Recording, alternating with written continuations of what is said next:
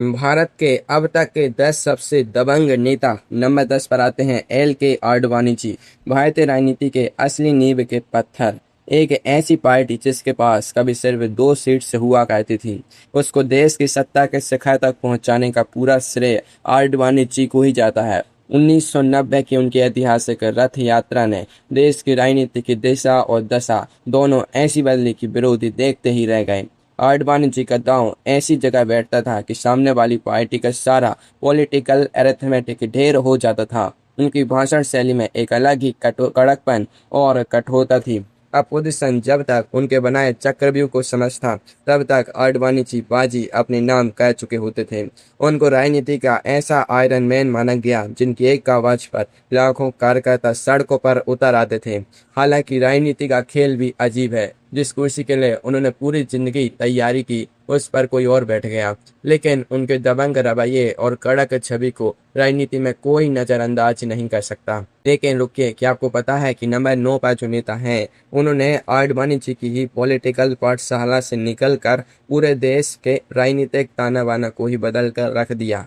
Number 9 पर आते हैं नरेंद्र मोदी जी। आज के दौर के सबसे बड़े पॉलिटिकल स्ट्रेटजिस्ट और मास्टर कम्युनिकेटर। नरेंद्र मोदी जी के फैसले लेने का अंदाज ऐसा है कि विरोधी जब तक किसी तोड़ की तैयारी करते हैं, तब तक वो गेम ओवर कर चुके होते हैं। डिमोनेटाइजेशन हो, आर्टिकल 370 हटाना हो, या फिर बॉर्डर के पार जाकर सर्जिकल स्ट्राइक करना हो, नरेंद्र मोदी जी ने हर बार ये साबित किया है कि वो जोखिम लेने से एक सेकंड के लिए भी नहीं हिचकिचाते।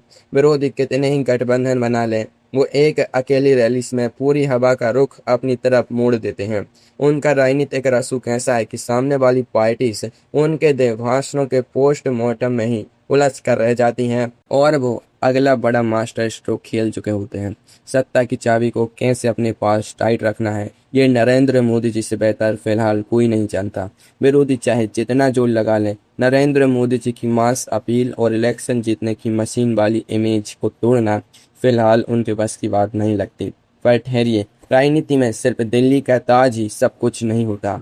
यूपी की राजनीति में एक ऐसा मोंक है जिसके नाम से ही बड़े बड़े बाहुबलियों के पसीने छूट जाते हैं। नंबर 8 पर आते हैं योगी आदित्यनाथ जी। भगवा कपड़े और चेहरे पर शांति, लेकिन गवर्नेंस में इतना कद्दावर और कठोर रवैया कि माफियाओं की खटिया खड़ी हो गई। योगी आदित्यनाथ जी ने यूपी का मुख्यमंत्री बनते ही ये साफ कर दिया था कि राज्य में या तो कानून चलेगा या फिर अपराधी। उनका बुलडोजर एक्शन इतना मशहूर हुआ कि अब दूसरे राज्य भी उस मॉडल को कॉपी करने की कोशिश करते हैं। जो बाहुबली कभी यूपी की जेलों को अपना रेस्ट हाउस समझते थे, वो योगी आदित्यनाथ जी के आते ही बेल कैंसिल करवा कर जेल के अंदर ही दुबक कर बैठ गए। उनकी भाषा शैली में बिल्कुल सीधी बात होती है, कोई चलेबीदार बात नहीं, कोई डिप्लोमेटिकली करेक्ट होने की कोशिश नहीं। विरोधी उन पर लाखों आरोप लगाते हैं, लेकिन योगी आदित्यनाथ जी अपने कठोर एडमिनिस्ट्रेशन और हाइडलाइन डिसीजन से रत्ती भर भी पीछे नहीं हटते। यूपी जैसे उलझे हुए राज्य को जिस तरीके से उन्होंने अपने दबदबे में रखा है, वो देखकर बड़े बड़े पॉलिटिकल पंडित से भी हैरान रह जाते हैं। लेकिन रुकिए, बंगाल की राजनीति में भी एक ऐसी स्ट्रीट फाइटर नेता है जिन्होंने 34 साल पुरानी वामपंथी किले को ढहाकर अपना परचम लहराया था। नंबर 7 पर आती है ममता बनर्जी जी। पश्चिम बंगाल की राजनीति के असली स्ट्रीट फाइटर। ममता बनर्जी का मिजाज ऐसा है कि जब वो जिद पर आ जाए तो फिर केंद्र सरकार हो या राज्य का कोई बड़ा से बड़ा सूरमा, किसी की नहीं सुनती। 34 साल से चले आ रहे लेफ्ट फ्रंट के अवैध किले को उन्होंने सड़क पर उतरकर, लाठियां खाकर और जनता के बीच पसीना बहाकर अकेले दम पर उखाड़ फेंका था। उनकी सादी हवाई चप्पल और सूती साड़ी के पीछे एक बेहद जिद्दी और आक्रामक नेता छिपी है, जो किसी भी मंच से सीधे केंद्र को ललकारने का जिगरा रखती हैं, चुनाव चाहे कितना भी मुश्किल क्यों न हो। ममता बनर्जी जी अपनी माँ माटी मानुष के हुंकार से पूरे बंगाल का मूड एक झटके में बदल देती थी। हालांकि अब वह बंगाल की मुख्यमंत्री नहीं रही, लेकिन उनके फैसले लेने का अंदाज और राजनीतिक तेवर इतने तीखे हैं कि विरोधी उनसे उलझने से पहले 10 बार सोचते हैं। लेकिन क्या आप जानते हैं कि नंबर 6 पर जो महिला नेता हैं, उनके एक इशारे पर बड़े बड़े अफसर हाथ में डायरी और पेन लेकर कांपते हुए खड़े रहते थे। नंबर 6 पर आती हैं मायावती जी, यूपी की राजनीति की असली दलित क्वीन और कड़क प्रशासक। मायावती जी जब मुख्यमंत्री की कुर्सी पर बैठती थीं तो बड़े बड़े आईएएस और आईपीएस अफसरों के पसीने छूट जाते थे। कानून व्यवस्था को लेकर मायावती जी का रवैया इतना स्ट्रिक्ट होता था कि अगर उनकी अपनी पार्टी का नेता या कोई बाहुबली कानून तोड़ता तो उसे जेल भेजने में वो 1 सेकंड की भी देरी नहीं करती थी। मायावती जी ने अपने स्वाभिमान की राजनीति से पूरे यूपी के पॉलिटिकल डायनामिक्स को हमेशा के लिए बदल दिया। उनका एक इशारा होता था और पूरा वोट बैंक एक तरफ शिफ्ट हो जाता था। पार्टी पर उनका कमांड इतना जबरदस्त था कि उनके फैसले के सामने कोई उंगली नहीं उठा सकता था।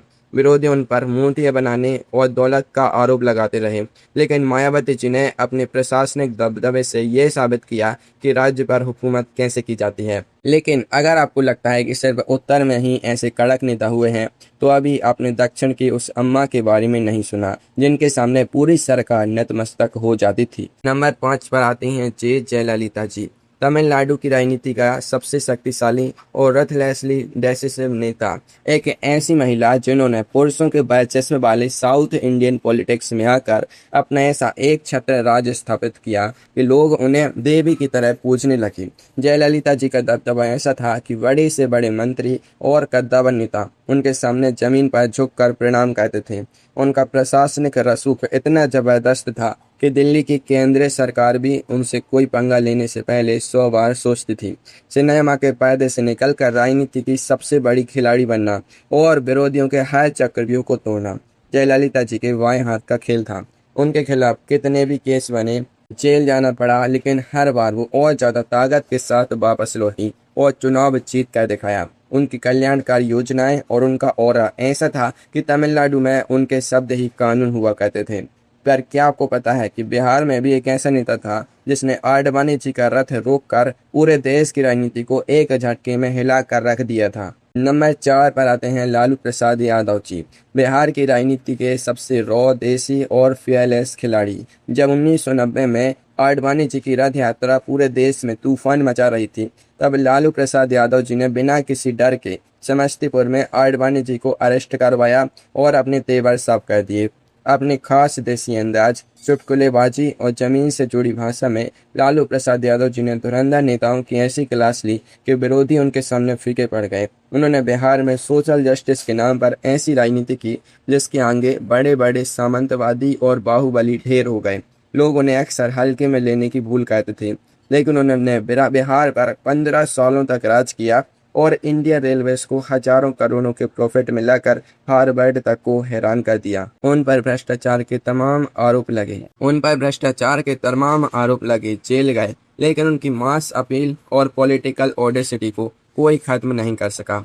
अब बात करते हैं महाराष्ट्र के उस नेता की जिसे सरकार में रहने की कभी जरूरत ही नहीं पड़ी। उनकी एक आवाज पर पूरी मुंबई थम जाती थी। तो दोस्तों, नंबर 3 पर आते हैं बाला साहेब ठाकरे जी, मुंबई और महाराष्ट्र की राजनीति के असली don of politics.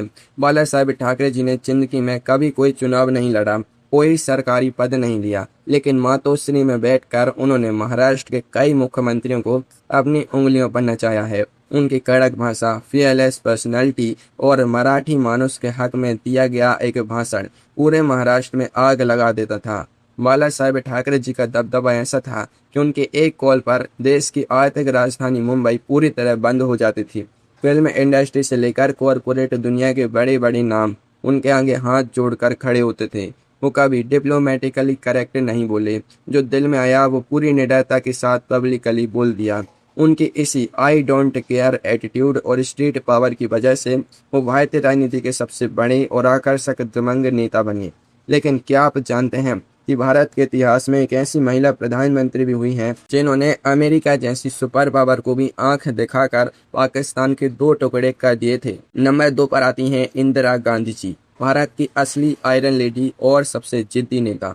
Indira Gandhi ji ने साबित किया कि जब कठोर फैसले लेने की बात आए तो उनसे बड़ा दबंग कोई नहीं था। 1971 के युद्ध में जब अमेरिका ने अपना 7th फ्लीट बंगाल की खाड़ी में भेजकर भारत को धमकी दी, तो इंदिरा गांधी जी ने रत्ती भर हिचकिचाहट नहीं दिखाई और पाकिस्तान के 2 टुकड़े करके बांग्लादेश बना दिया। उन्होंने अपनी पार्टी के बड़े बड़े सिंडिकेट नेताओं को एक झटके में बाहर का रास्ता दिखाया और कांग्रेस पर पूरा कब्जा कर लिया। इमरजेंसी लगाना हो, बैंकों का नेशनलाइजेशन हो या फिर operation blue star, Indira Gandhi ji ने हर वो फैसला लिया जिसमें उनकी अपनी जान का जोखिम था। विरोधी उन्हें गूंगी गुड़िया कहते थे, लेकिन उन्होंने पूरे देश पर ऐसी हुकूमत चलाई कि उनके दुश्मन भी उनकी हिम्मत की दाद देते थे। वे किसी के आगे नहीं झुके, चाहे वो विदेशी ताकतें हों या उनके अपने पार्टी के दिग्गज। नंबर 1 पर आते हैं सरदार वल्लभ भाई पटेल जी, भारत के असली और पहले लौह पुरुष। आज़ादी के बाद जब भारत 560 से ज़्यादा रियासतों में बटा हुआ था और अंग्रेज ये सोच कर गए थे कि ये देश बिखर जाएगा, तब सरदार वल्लभ भाई पटेल जी ने अपनी कड़क कूटनीति और दबंग रवैये से सभी राजा रजवाड़ों को भारत में विलय होने पर मजबूर कर दिया। हैदराबाद के निजाम ने जब आनाकानी की और नाटक दिखाया तो सरदार वल्लभ भाई पटेल जी ने बिना किसी हिचकिचाहट के सेना भेज दी और कुछ ही दिनों में निजाम को घुटने टेकने पर मजबूर कर दिया। उनका ध्येय एकदम साफ था, राष्ट्र की एकता से कोई समझौता नहीं होगा, ना कोई मीठी बातें, ना कोई फालतू का नाटक, सिर्फ स्टैंड, डिप्लोमेसी और आयरन एक्शन। सरदार वल्लभ भाई पटेल जी अगर ना होते तो आज भारत का नक्शा कैसा होता इसकी कल्पना भी हम नहीं कर सकते। उनके इसी निडरता, स्वाभिमान और देशभक्ति ने उन्हें भारतीय राजनीति का सबसे बड़ा और सबसे पहला दबंग नेता बनाया, जिसके आगे पूरे देश ने हमेशा सर झुकाया।